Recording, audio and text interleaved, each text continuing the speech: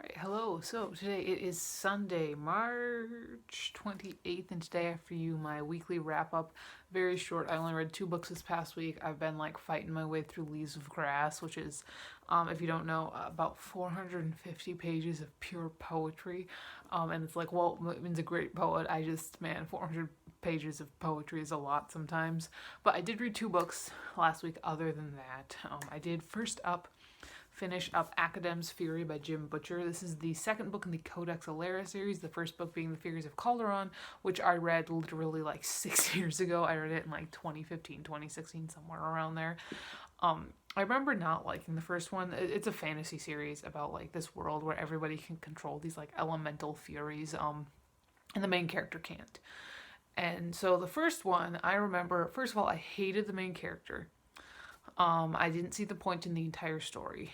And in this one, like I remembered nothing from the first book. Like I literally remember that the main character's name was Tabby and I didn't like him.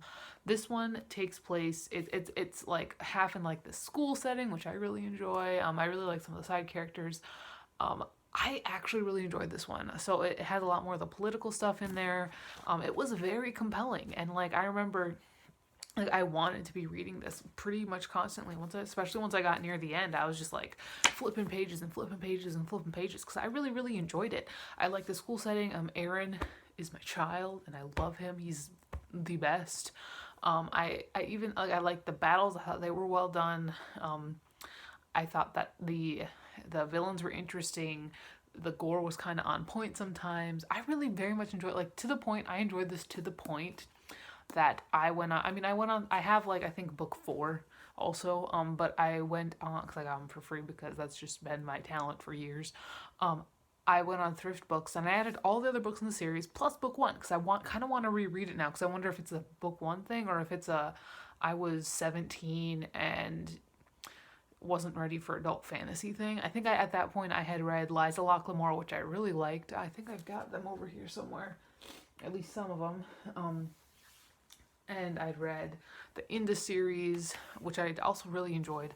I read Game of Thrones. I read the first Patrick Ness, not Patrick Ness, Patrick Rothfuss, Wise Man, not Wise, the Quoth one.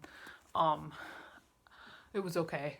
I still haven't read the Wise Man's Fear, so that's super great. But I really enjoyed it this time around. I really did. I thought it was really, really fun. I thought it was really interesting. I really liked the characters. And I mean, overall, I gave it like 4 stars. Like it was a pretty fun time, and I'm actually pretty excited to keep on going with the series, which is not something I would have seen coming at all. Like when the book wall gave this to me, I was like, oh god damn it! Like I was not excited because it's 500 pages long, and I didn't like the first one.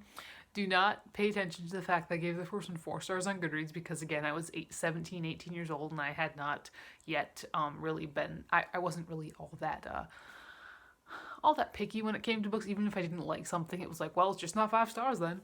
But I gave this one 4 out of 5 stars. It was very, very fun, and I'm actually very interested to keep on going with the series. So that's super fun. And then I finished up a book for school that is The Diary of a Young Girl by Anne Frank. I'm teaching this to the 8th graders currently. They get to have their Holocaust book. The old English teacher really loved the Holocaust, and so 7th, 8th, and 9th grade each have a Holocaust book. I'm working to get other books in there. I think the only book that I've gotten in there so far is A Clockwork Orange for juniors and seniors. But anyway, Diary of a Young Girl, Anne Frank. This is my first time actually reading the whole diary. I remember when I was in 8th grade, we read the play out of the book, out of the textbook, and it's like, well, we have all these copies of the book. Let's just read the book.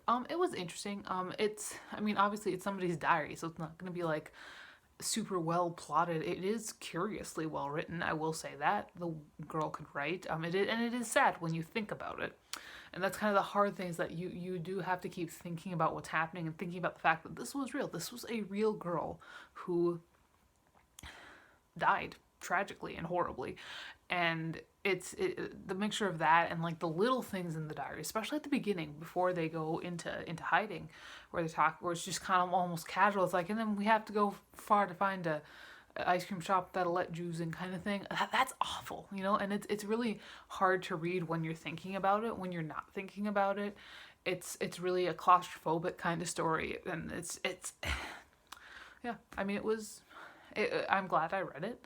I think I gave it 3 stars.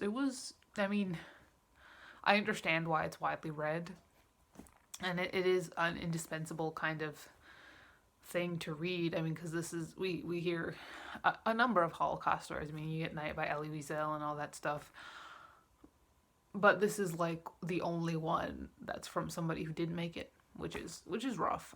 But yeah. So that's it. That's all the books I read this week. That's because, like I said, Stuck on Leaves of Grass. I'm like almost done now though, so hopefully next week we'll get better luck with what I end up reading. Because I completely, it's very randomized how I do my reading. So I think I'm hoping that I get a little bit luckier next week. Like obviously I was gonna read Leaves of Grass at some point anyway because it's on the book wall. I'm gonna read everything that I on the book wall, but yeah. So these are the books I read this past week. That is all I read today. I will talk to you later and goodbye.